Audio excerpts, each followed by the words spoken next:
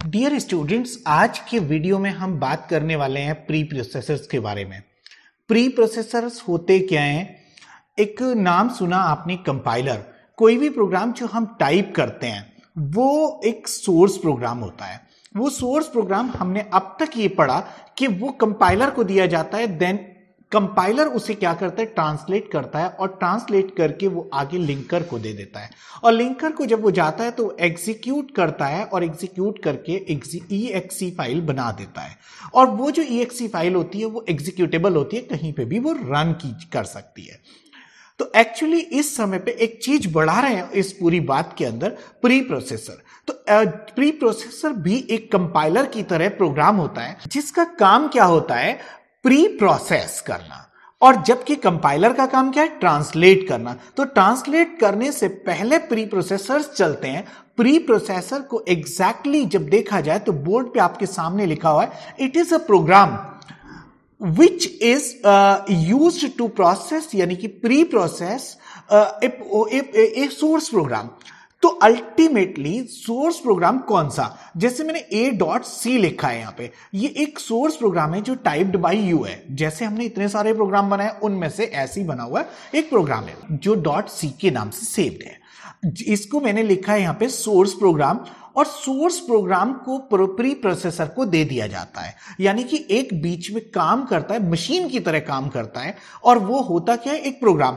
उस अपने source program को एक प्री प्रोसेसर को दे दिया जाता है, और प्री प्रोसेसर उनमें से क्या करता है, प्रोग्राम की जितनी लाइनें उनमें से पिक करता है उन लाइनों को, जिन्हें प्री प्रोसेसर डायरेक्टिव या प्री प्रोसेसर कमांड लाइंस कहते हैं। अब प्री प्रोसेसर कमांड लाइन या डायरेक्टिव की पहचान कैसे होती है?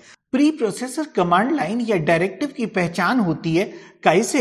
हैश से। जिन लाइनों के आगे हैश लगा होता है वो प्री प्रोसेसर डायरेक्टिव कहलाते हैं। अब प्री प्रोसेसर का काम होता है उन डायरेक्टिव्स को पिक कर लेना और अकॉर्डिंग टू देम क्या करना, एक्शन परफॉर्म करना। और जब वो एक्शन परफॉर्म हो जाता है तो क्या होता है, वो जाता है कंपाइलर को, और कंपाइलर क्या करता है, उसको ट्रांसलेट करके एग्जीक्यूटर यानी कि लिंकर को दे देता है, और वो प्रोग्राम एग्जीक्यूट हो जाता है और बन जाता है A.exe। जैसे A.C है तो उसका बन जाता है A.exe। हालांकि बीच में दो फाइलें, एक बैकअप फाइल और एक ऑब्जेक्ट फाइल भी बनती हैं जो कंपाइलर क्रिएट करता है। आगे बढ़ते हैं तो इनको कमांड लाइन मैंने क्या बताया, जिनके आगे हैश लगे होते हैं उनको हम प्री प्रोसेसर कमांड लाइन या आर्ग्यूमेंट कहते हैं। तो प्री प्रोसेसर किन के अंडर में काम करता है, प्री प्रोसेसर कमांड लाइन और डायरेक्टिव के अंडर में काम करता है। ठीक है, अब मैं आता हूं आगे। होता क्या है प्री प्रोसेसर डायरेक्टिव? तो सोर्स प्रोग्राम को क्या करता है, ये मैंने यहां लिखा हुआ है, आपको दिख भी रहा होगा।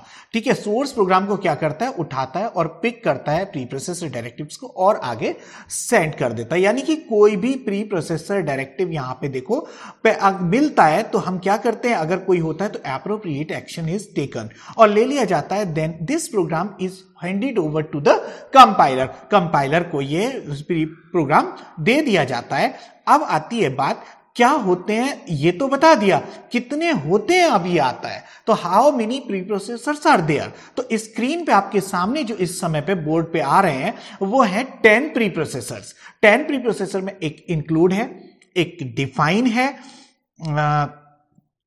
इंक्लूड है, डिफाइन है, अंडरफ है, इफ है, एल्स है, एलिफ है, एल एंडिफ है, इफ डेफ है, इफ एंड डेफ है, और प्रगमा है, प्रगमा।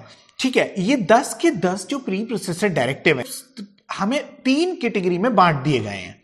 वो 3 कैटेगरी से एक लेकिन आउट चला जाता है, प्रगमा, वो अलग होता है प्रगमा। ठीक है, अब मैं 3 कैटेगरी की अगर बात करूं तो पहला है मैक्रो सब्स्टिट्यूशन डायरेक्टिव, दूसरा है फाइल इंक्लूजन डायरेक्टिव, और तीसरा है compiler control directive.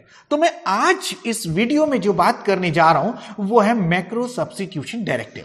Macro substitution होता कैसे और क्या है? तो मैक्रो सब्स्टिट्यूशन डायरेक्टिव में सबसे पहले आता है हैश डिफाइन।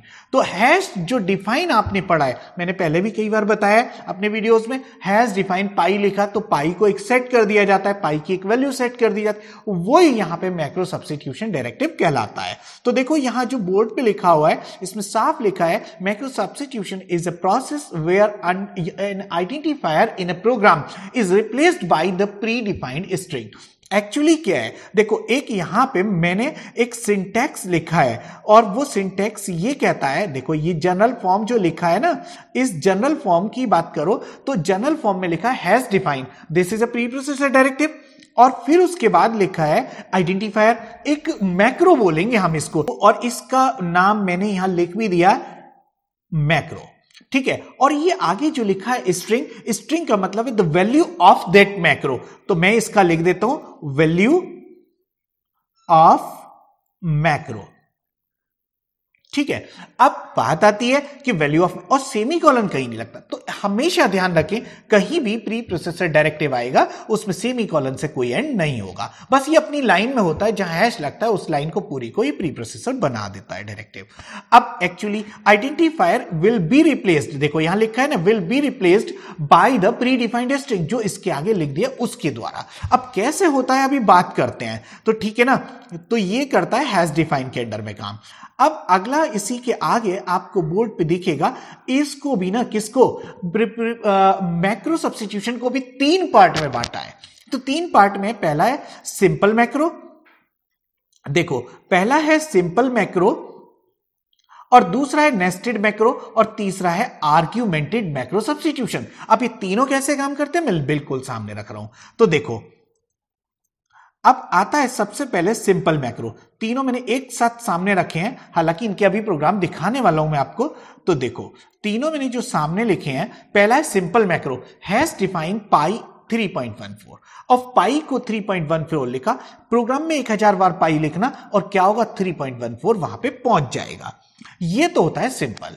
दूसरा आता है पहले बात करते हैं नेस्टेड की, तो मैंने तीसरे नंबर पे लिखा है, कोई बड़ी बात नहीं है। नेस्टेड में क्या है कि एक अगर मैक्रो की वैल्यू डिफाइन कर दी जाती है, this value of macro will be used in another macro, तो ऐसे काम केस को हम बोलते हैं नेस्टेड। तो हमने यहां पे लिखा has defined 1 has defined 2 has defined 3 1 + 2 means ये 1 और 2 तो सिंपल मैक्रो है, लेकिन इन दोनों की वैल्यू 1 यहां और 2 यहां पे आएगी, तो ये क्या बन जाएगा, नेस्टेड बन जाएगा। देखो इनकी वैल्यू यहां, इस 1 की वैल्यू 1 और 2 की वैल्यू 2, और दोनों जुड़ेंगी, आउटपुट क्या होगा 3। तो जहां भी THREE लिखोगे आप, तो क्या होगा वहां 3 ये डिजिट पहुंच जाएगी, ठीक है। तो ये 3 तरह के मैक्रो मैंने आपको दिखाए, वो तीनों के तीनों मैक्रो मैं प्रोग्राम में दिखाता हूं आपको, देखो कैसे काम करते हैं। तो सबसे पहला प्रोग्राम जो सबसे छोटा मैक्रो का मैं आपको दिखाने जा रहा हूं,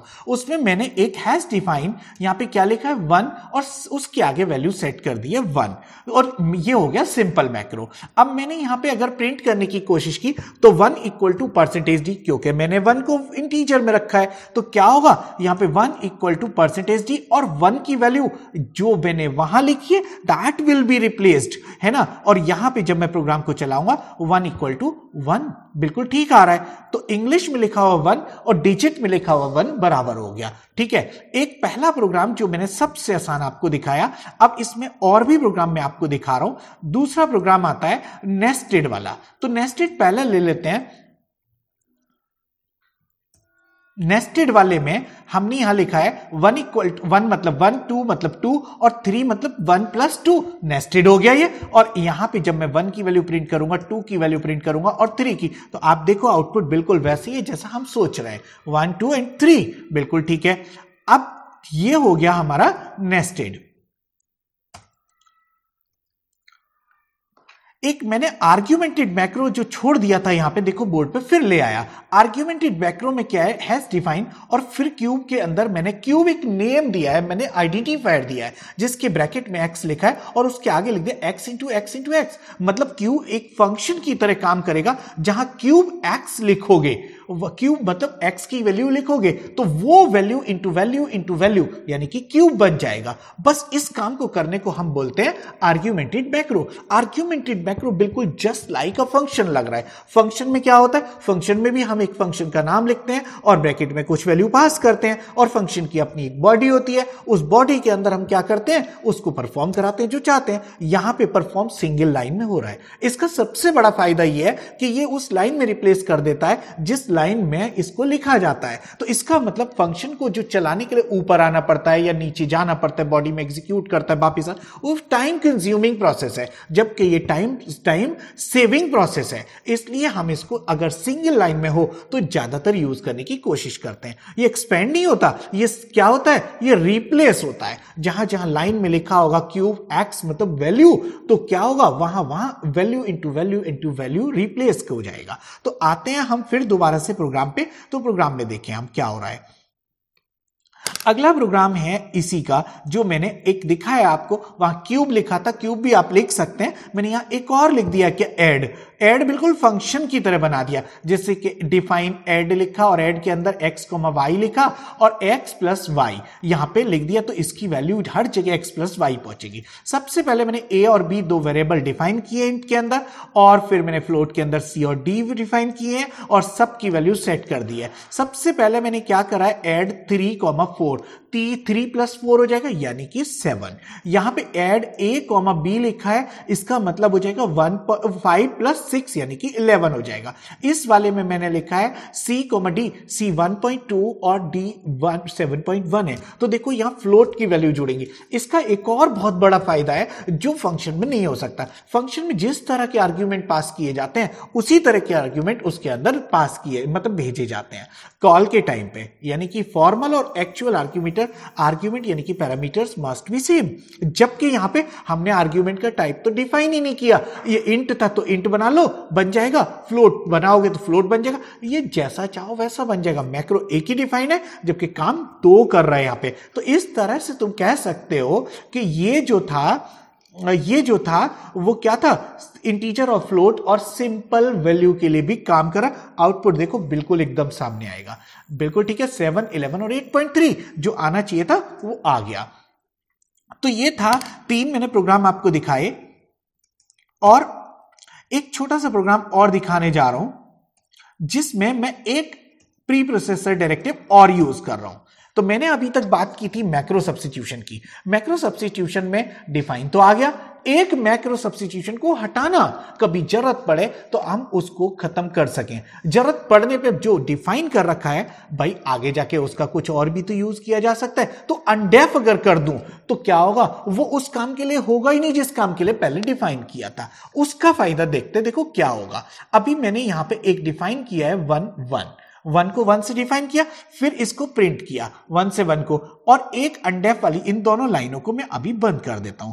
आउटपुट देखोगे अभी जो पहले आ रहा था वही आ रहा है। अब क्वेश्चन क्या है कि अगर मैंने इन दोनों लाइनों को जो बंद किया है अगर मैं ओपन कर दूं यानी कि मैं इन्हें अनकमेंट कर दूं तो देखोगे अनडेफ का मतलब होता है जो आपने डिफाइन कर रखा है, जब मर्जी आए इसे अनडेफ कर दो। मैंने यहां पे अनडेफ 1 लिखा, इसका मतलब यह है कि अनडिफाइंड हो गया 1 को यहां तक तो डिफाइंड होगा, यहां से आगे अनडिफाइंड होगा, और मैंने 1 की वैल्यू प्रिंट करने की कोशिश की उसके बाद, तो आउटपुट देखना जरा, एरर हो गई, एरर हो ही जाएगी क्योंकि अब ये 1 डिफाइंड नहीं। अब 1 को किसी भी काम में लिया जा सकता है। सपोज करो मैं इंट में ONE1 लिख देता हूं और यहां पे 1 की वैल्यू 12 लिख देता हूं, मान लेते हैं जो चाहो वो लिखो, और उसके बाद अब 1 को जब प्रिंट करोगे तो 12 भी प्रिंट हो जाएगी। तो 1 भी प्रिंट हो रही है क्योंकि 1 डिफाइंड है, अनडिफाइंड करने के बाद 12 प्रिंट हो रही है क्योंकि वो इंटीजर बन चुका है। तो किसी भी चीज को डिफाइंड है उसको चेंज करके आप ये भी कर सकते हो, जब जरूरत पड़े कि कहीं और काम में लेना हो तो अनडेफ भी कर सकते हो।